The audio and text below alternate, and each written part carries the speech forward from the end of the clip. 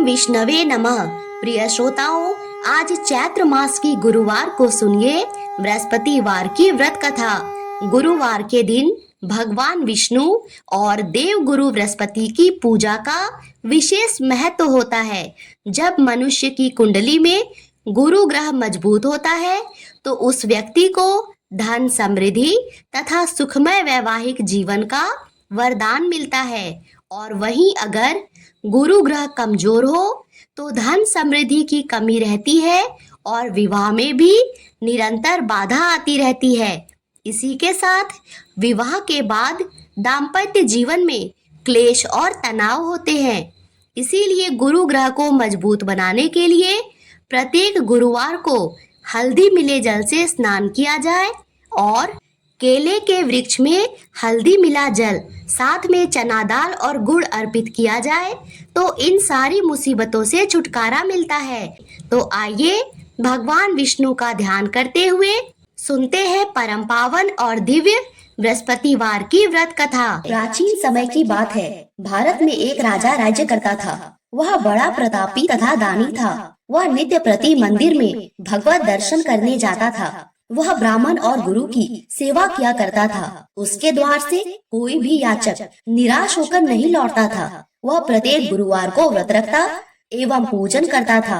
हर दिन गरीबों की सहायता करता था।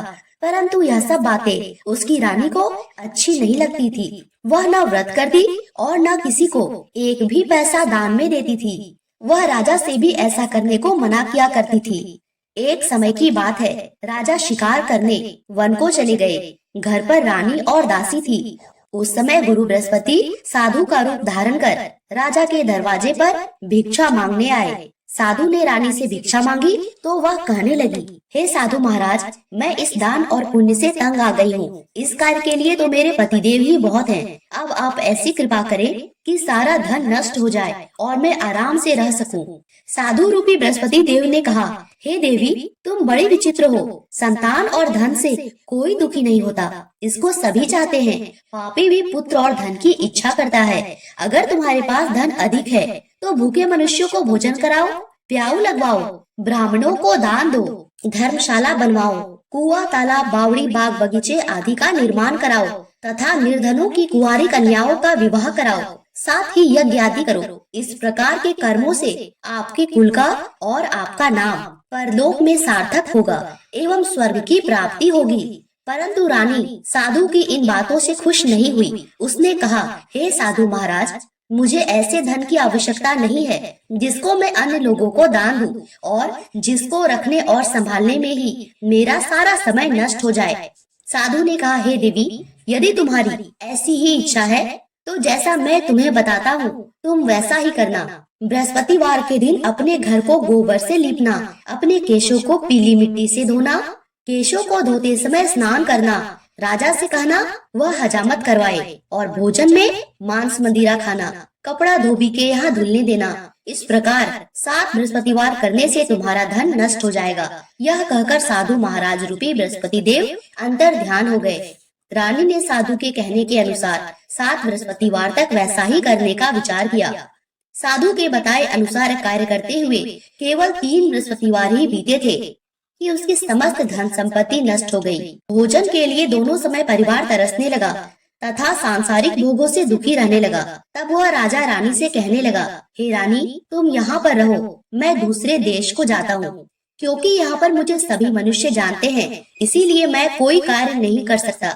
मैं अब परदेश जा रहा हूँ, वहाँ कोई काम धंधा करूँगा, शायद हमारे भाग्य बदल जाए। ऐसा कहकर राजा परदेश चला गया। वह वहाँ जंगल से लकड़ी काट कर लाता और शहर में बेचता। इस तरह जीवन व्यतीत करने लगा। इधर राजा के बिना रानी और दासियां दुखी रहने लगी। किसी दिन भोजन मिलता तो किसी दिन जल पीकर ही रह जाती। एक समय रानी और दासियों को 7 दिन बिना भोजन के व्यतीत करना पड़ा। तो रानी ने अपनी दासी से कहा, हे दासी, यहाँ पास ही के नगर में मेरी बहन रहती है। वह बड़ी धनवान है। तू उसके पास जा और वहाँ से 5 शेर बेचर मांग के ले आ, जिससे कुछ समय के लिए गुजर हो जाएगा। दासी रानी के बहन के पास गई। रानी की बहन उस समय पूजा कर रही थी। बृहस्पतिवार का दिन था। दासी ने रानी की बहन से कहा, हे रानी, मुझे आपकी बहन ने भेजा है, मुझे 5 शेर बेचर दे दो।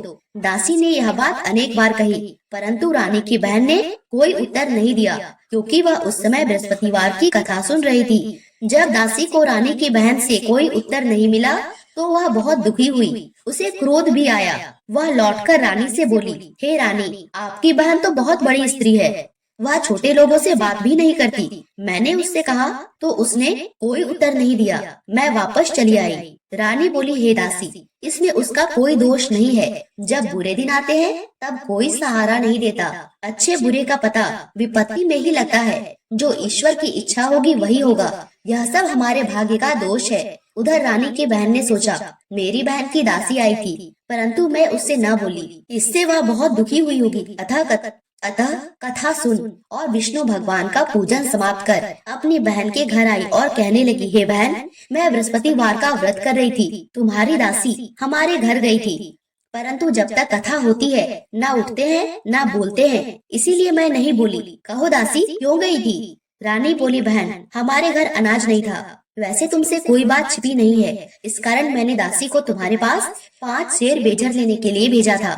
रानी की बहन बोली, बहन देखो, बृहस्पति भगवान सबकी मनोकामना पूर्ण करते हैं। देखो, शायद तुम्हारे घर में अनाज रखा हो। यह सुनकर दासी घर के अंदर गई और वहाँ उसे एक बड़ा घड़ा बेझर का भरा मिल गया। उसे बड़ी हैरानी हुई, क्योंकि उसने एक एक बर्तन देख लिया था। उसने बाहर आके रानी को बताया।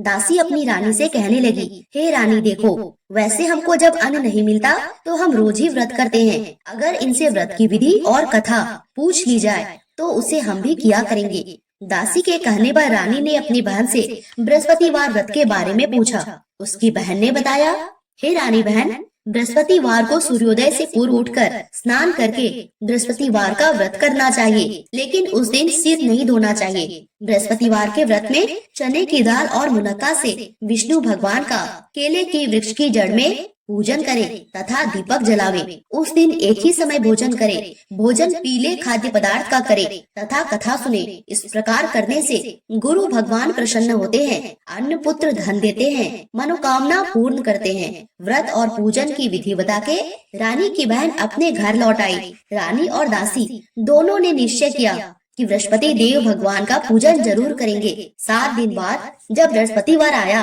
तो उन्होंने व्रत रखा।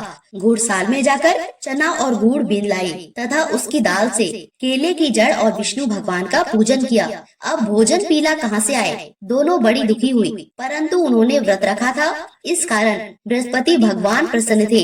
एक साधारण व्यक्ति के रूप में 2 थालों में सुंदर पीला भोजन लेकर आए और दासी को देकर बोले, हे दासी, यह भोजन तुम्हारे और रानी के लिए है, तुम दोनों भोजन करना।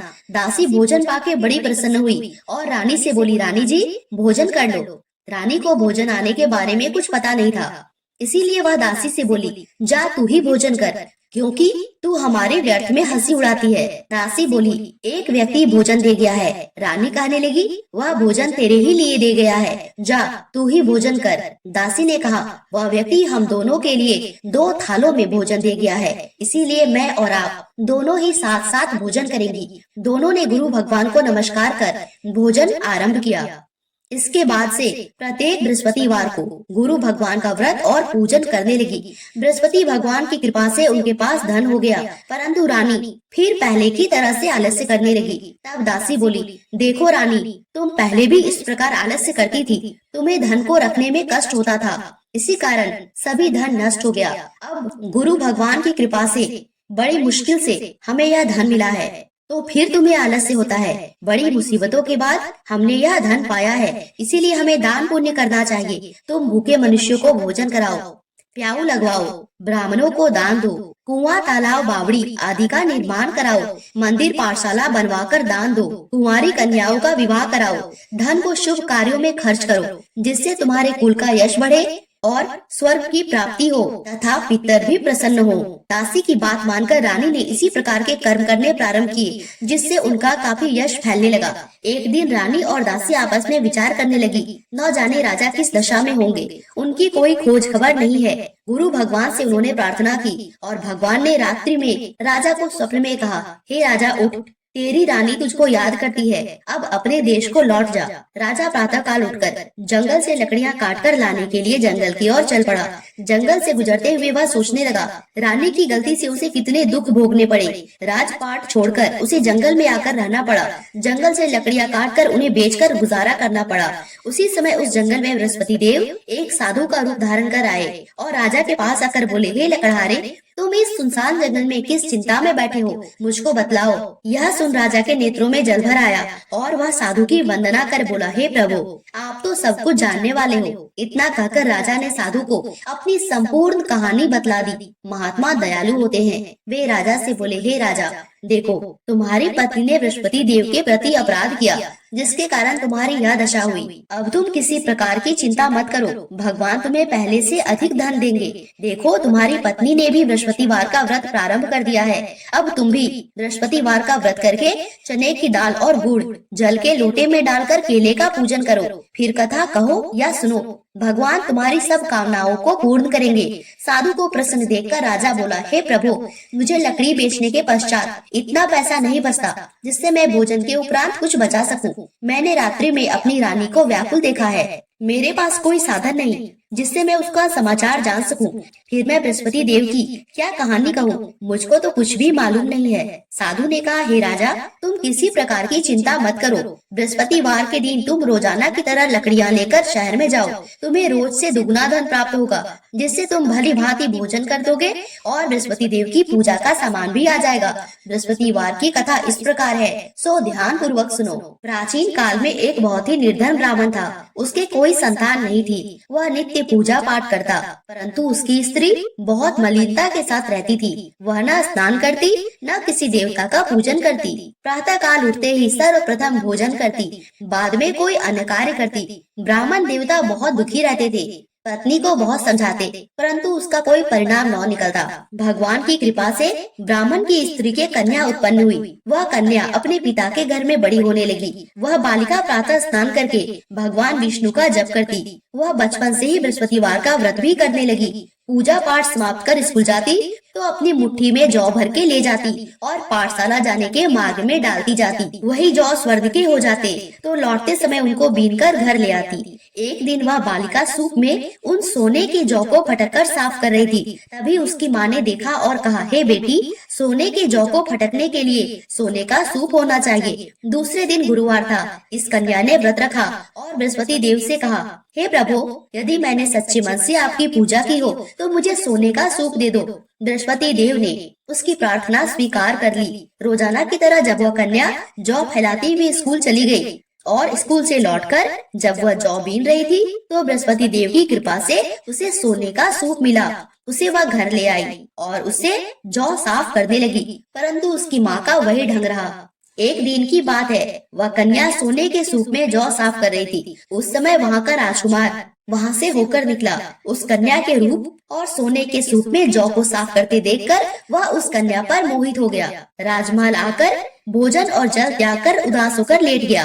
राजा को जब राजकुमार द्वारा अन्न जल त्यागने का समाचार ज्ञात हुआ तो अपने मंत्रियों के साथ वह अपने पुत्र के पास पहुँचे और बोले, हे बेटा, तुम्हें किस बात का कष्ट है? किसी ने अपमान किया है अथवा कोई और कारण है? मुझे बताओ, मैं वही करूँगा जिससे तुम्हें प्रसन्नता हो। राजकुमार ने अपने पिता की बातें सुनी और बोला, मुझे आपकी कृपा से किसी बात का दुख नहीं है।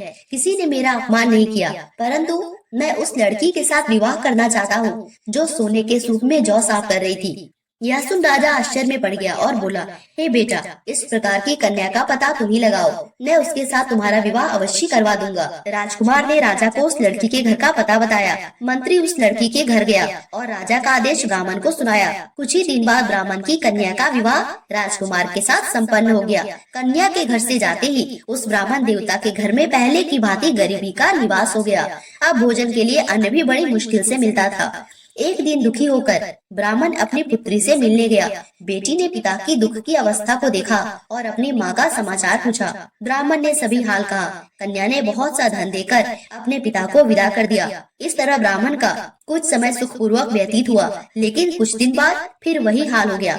ब्राह्मण फिर अपनी कन्या के यहाँ गया और सभी हाल कहा तो पुत्री बोली, हे पिताजी, आप माताजी को यहाँ लिवा लाओ, मैं उन्हें वह विधि बता दूंगी जिससे गरीबी दूर हो जाए। ब्राह्मण देवता अपनी स्त्री को साथ लेकर अपनी पुत्री के पास राजमहल पहुँचे तो पुत्री अपनी माँ को समझाने लगी, हे माँ, तुम प्रातः काल उठते ही सर्वप्रथम स्नान आदि करके विष्णु भगवान का पूजन करो तो सब दरिद्रता दूर हो जाएगी। परंतु उसकी माँ ने उसकी एक बात नहीं मानी। वह प्रातः काल उठकर अपनी पुत्री का बछा जूठन खा लेती थी। एक दिन उसकी पुत्री को बहुत गुस्सा आया। उसने एक रात एक कोठरी से सारा सामान निकाल दिया और अपनी माँ को उसमें बंद कर दिया। प्रातः काल उसमें से निकाला और स्नान आदि करा के पूजा पाठ करवाया तो उसकी माँ की बुद्धि ठीक हो गई। उसके बाद वह नियम से पूजा पाठ करने लगी और बृहस्पतिवार का व्रत भी रखने लगी। इस व्रत के प्रभाव से उसकी माँ बहुत धनवान हो गई और बृहस्पति देवता के प्रभाव से स्वर्ग को प्राप्त हुई। वह ब्राह्मण भी सुखपूर्वक इस लोक का सुख भोग कर स्वर्ग को प्राप्त हुआ। इस तरह कहानी कहकर साधु देवता वहाँ से लोप हो गए। धीरे धीरे समय व्यतीत होने पर फिर बृहस्पतिवार का दिन आया। राजा जंगल से लकड़ी काटकर किसी शहर में बेचने गया। उसे उस दिन और दिनों से अधिक धन मिला। राजा ने चना गुड़ आदि लाके बृहस्पतिवार का व्रत किया। उस दिन से उसके सभी क्लेश दूर हो गए। परंतु जब अगला गुरुवार का दिन आया तो वह बृहस्पतिवार का व्रत करना भूल गया। इस कारण बृहस्पति भगवान नाराज हो गए। उस दिन उस नगर के राजा ने विशाल यज्ञ का आयोजन किया और अपने समस्त राज्य में घोषणा करवा दी, कोई भी मनुष्य अपने घर में भोजन न बनाए, न आग जलाए। समस्त लोग मेरे यहाँ भोजन करने आए। इस आज्ञा को जो न मानेगा उसको फांसी की सजा दी जाएगी। राजा के आज्ञा अनुसार राज्य के सभी वासी राजा के भोज में सम्मिलित हुए, लेकिन लकड़हारा कुछ देर से पहुंचा, इसीलिए राजा उसको अपने साथ महल में ले गए। जब राजा लकड़हारे को भोजन करा रहे थे तो रानी की दृष्टि उस खूंटी पर पड़ी जिस पर उसका हार लटका हुआ था। उसे हार खूंटी पर लटका दिखाई नहीं दिया। रानी को निश्चय हो गया कि मेरा हार इसी लकड़हारे ने चुरा लिया है। उसी समय सैनिक बुलवाकर उसको जेल में डलवा दिया। जब लकड़हारा जेल खाने में गया तो बहुत दुखी होकर विचार करने लगा कि न जाने कौन से पूर्व जन्म के कर्म से मुझे यह दुख प्राप्त हुआ है, और उसी साधु को याद करने लगा जो जंगल में मिला था। तत्काल बृहस्पति देव साधु के रूप में प्रकट हो गए और उसकी दशा को देखकर कहने लगे, अरे मूर्ख, तूने बृहस्पति देवता की कथा नहीं कही, इसी कारण तुझे दुख प्राप्त हुआ। अब चिंता मत कर, बृहस्पतिवार के दिन जेल खाने के दरवाजे पर 4 पैसे पड़े मिलेंगे, उनसे तू बृहस्पति देव की पूजा करना तो तेरे सभी कष्ट दूर हो जाएंगे। अगले बृहस्पतिवार उसे जेल के द्वार पर 4 पैसे मिले। राजा ने पूजा का सम्मान मंगवाकर कथा कही और प्रसाद बांटा। उसी रात्रि को बृहस्पति देव ने उस नगर के राजा को स्वप्न में कहा, हे राजा, तूने जिस आदमी को जेल खाने में बंद कर दिया है वह निर्दोष है, वह राजा है, उसे छोड़ देना। रानी का हार उसी खूंटी पर टंगा हुआ है। अगर तू ऐसा नहीं करेगा तो मैं तेरे राज्य को नष्ट कर दूंगा। राजा प्रातः काल उठा और खूंटी पर हार टंगा देखकर लकड़हारे से क्षमा मांगी और राजा के योग सुंदर वस्त्र आभूषण भेंट कर उसे विदा किया। गुरुदेव की आज्ञा अनुसार राजा अपने नगर को चल दिया। राजा जब नगर के निकट पहुंचा उसे बड़ा ही आश्चर्य हुआ। नगर में पहले से अधिक बाग, तालाब और कुएं तथा बहुत सी धर्मशालाएं, मंदिर आदि बने हुए थे। राजा ने पूछा, यह किसका बाग और धर्मशाला है? तब नगर के सब लोग कहने लगे, यह सब रानी और दासी के द्वारा बनवाए गए हैं। राजा को आश्चर्य हुआ और गुस्सा भी आया। जब रानी ने खबर सुनी कि राजा आ रहे हैं तो उसने अपनी दासी से कहा, हे दासी, देख, राजा हमको कितनी बुरी हालत में छोड़ गए थे। हमारी ऐसी हालत देखकर लौट न जाए, इसीलिए तू दरवाजे पर खड़ी हो जा। रानी की आज्ञा अनुसार दासी दरवाजे पर खड़ी हो गई और जब राजा आए तो उन्हें अपने साथ महल में लिवा लाई। तब राजा ने क्रोध करके अपनी तलवार निकाली और पूछने लगा, बताओ, यह धन तुम्हें कैसे प्राप्त हुआ है? तब रानी ने बताया, हमें यह सब धन बृहस्पति देव के व्रत के प्रभाव से प्राप्त हुआ है। राजा ने तब निश्चय किया कि 7 रोज बाद तो सभी बृहस्पति देव का पूजन करते हैं, परंतु मैं रोजाना दिन में 3 बार कथा कहा करूंगा और रोज व्रत किया करूंगा। अब हर समय राजा के दुपट्टे में चने की दाल बंधी रहती और दिन में 3 बार कथा कहता। एक रोज राजा ने विचार किया, चलो अपनी बहन के यहाँ हो आए। इस तरह का निश्चय कर राजा घोड़े पर सवार होकर अपनी बहन के यहाँ चल दिया। मार्ग में उसने देखा कुछ आदमी एक मुर्दे को लिए जा रहे हैं। उन्हें रोककर राजा कहने लगा, अरे भाइयों, मेरे बृहस्पतिवार की कथा सुन लो। वे बोले, लो, हमारा तो आदमी मर गया है, इसको अपनी कथा की पड़ी है। परंतु कुछ आदमी बोले, अच्छा कहो, हम तुम्हारी कथा भी सुनेंगे। राजा ने दाल निकाली और कथा कहनी शुरू की। जब कथा आधी हुई तो मुर्दा हिलने लगा और जब कथा समाप्त हुई तो राम राम करके वह मुर्दा खड़ा हो गया। राजा आगे बढ़ा। उसे चलते चलते शाम हो गई। आगे मार्ग में उसे एक किसान खेत में हल चलाता मिला।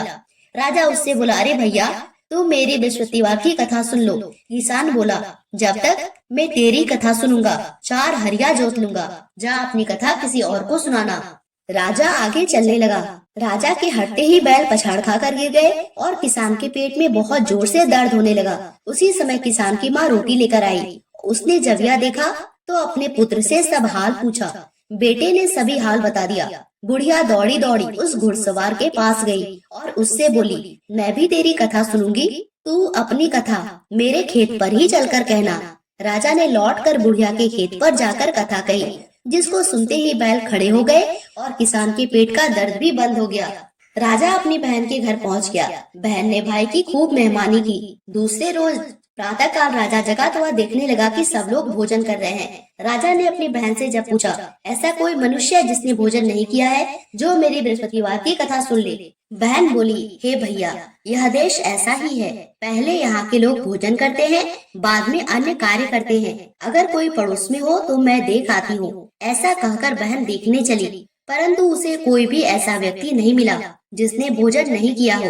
अंत में वह एक कुम्हार के घर गई, जिसका लड़का बीमार था। उसे मालूम हुआ कि उसके यहाँ 3 दिन से किसी ने भोजन नहीं किया है।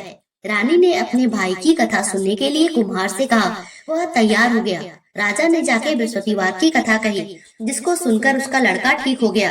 अब तो राजा की प्रशंसा होने लगी। एक दिन राजा ने अपनी बहन से कहा, हे बहन, मैं अपने घर जाऊंगा, तुम भी तैयार हो जाओ।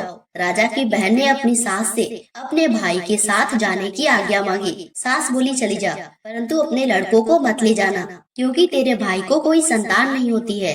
बहन ने अपने भाई से कहा, हे भैया, मैं तो चलूंगी, परंतु कोई बालक नहीं जाएगा।